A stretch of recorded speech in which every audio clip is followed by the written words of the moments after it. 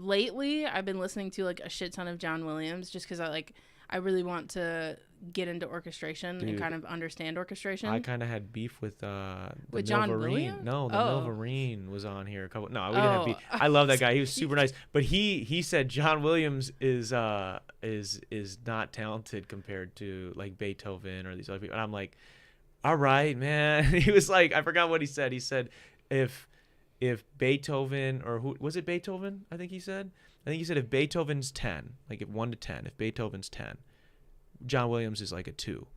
And I was like, all right, I guess you're entitled to your opinion. Yeah, and I was like, if you're on what's this, the basis of I don't. that? He Is there just, any basis? he just said that it's weak stuff, man. It's weak. Okay, all right. I dig it. Yeah, personally, I love John Williams shit, bro. Yeah, I just think I think the beauty of his music, and I feel like there's like totally different ways to like film score, you know? I mean, people like Hans Zimmer like has his own freaking thing that he does too. But I think what's like cool about John Williams specifically is that well, again, it depends on the film, because like Star Wars has like some crazy stuff that he's written, but I feel like he finds a way to take like this small idea or like melody, this small melody, and just like drag it out for like 10 minutes and put it in like totally different contexts. So it's like there's like a familiarity to your ear, Motifs. but you don't know you're listening. Yeah, but you don't know you're listening to the same thing again. It's the same thing with I forget his name, but the guy who did all the music for Lord of the Rings, like that main theme that's like dun dun dun dun dun. It happens like so many times, but it'll be like in a different key with a different orchestration, and it just gives you like the familiarity of like, you know who these people are, but it's like a different context now. I think that did you see the new Batman? Genius in it. No, I didn't. They did this. They did it. The guy who did that I thought did a really good job too. It was the same thing. Like, I mean, they open with what song is it? The Nirvana song. They open with a Nirvana song, but after that, it's like the same song the whole time that's like composed, but like it's different every time, and it's just like it just builds this suspense. And I think there's a genius in that. Like, I'm sure there are people that would be like, no, it needs to like all be new material, but I feel like or at least what resonates with me the most, because again, everything's subjective and somebody else might like resonate with something else, but what resonates with me is like having that familiarity, but like somebody just having and honestly, like Mozart and Beethoven, they did that all the time. It was the same motif happening over and over again, just in a different key or in a slightly different way, and that's why people loved it. And I would say that that's the genius of John Williams too, and he probably took that from Beethoven and Mozart, just that idea. Well, I think the familiarity aspect of it that you're bringing up is what it's like in a film.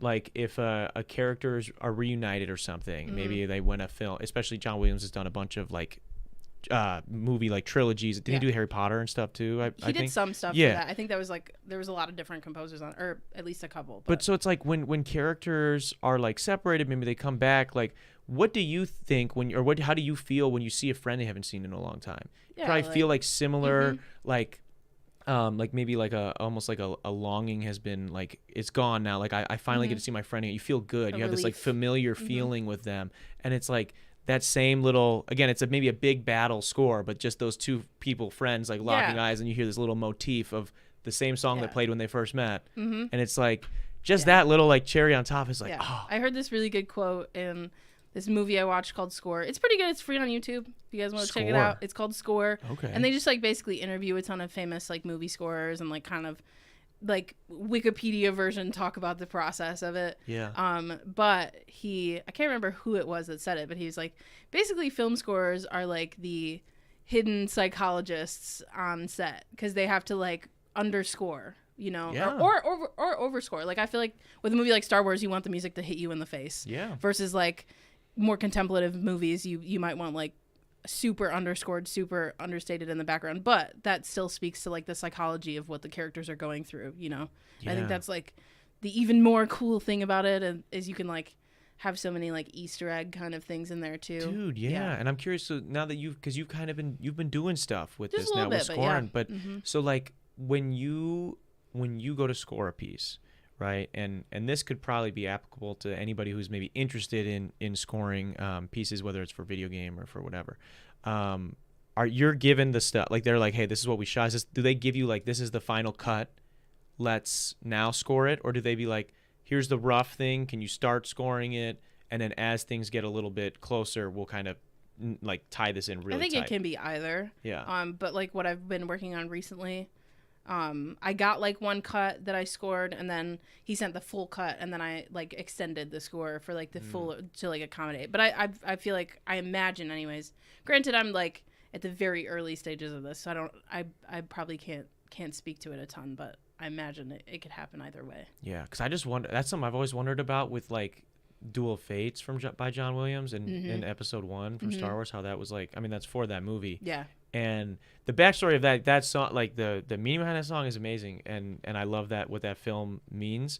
But like the way that song is then in the final product of the movie is like cut with the actual like footage.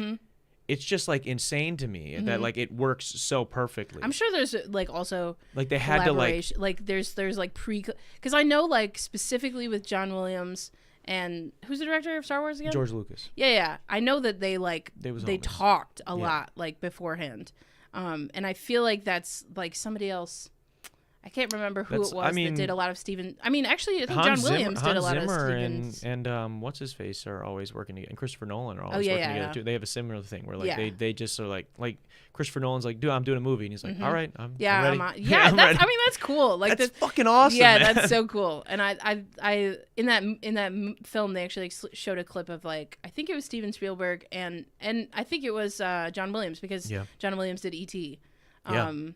But they were just like sitting down, like chatting about like what he thought for the scene. So I'm sure there's like once you get that rapport with a director, I'm sure there's a back and forth or like they talked about this one scene in E.T. Like, you know, the scene where he's like, and Johnny's watching this, so hopefully Johnny, well, if he's still watching, there's like this scene in E.T.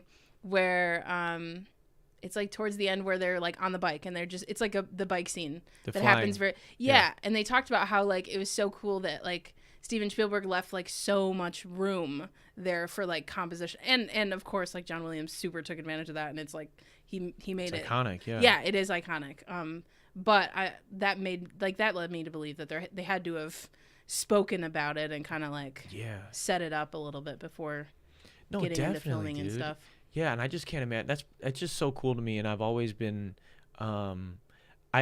people sometimes would make fun of me, like friends of mine or whatever, because I have like soundtracks, like I have some songs like on my like main playlist and stuff. Now, granted, if we're like in the car with like 4 or 5 people, I'm not playing that. Different vibe. But if it comes on the shuffle, like, and I have to skip it, like, and you're like, why do you have blank from fucking Interstellar? It's like, because it's awesome, man. Because it's awesome. So when I'm by myself, sometimes I listen to it. Yeah, it's fucking that good. Yeah.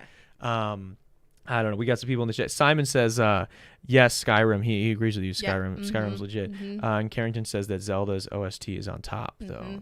Zelda's good, dude. Zelda. I haven't even played the DS Zelda. Version though. I like. So the audio probably like wasn't 8-bit audio goes crazy though, bro. 8-bit audio goes crazy.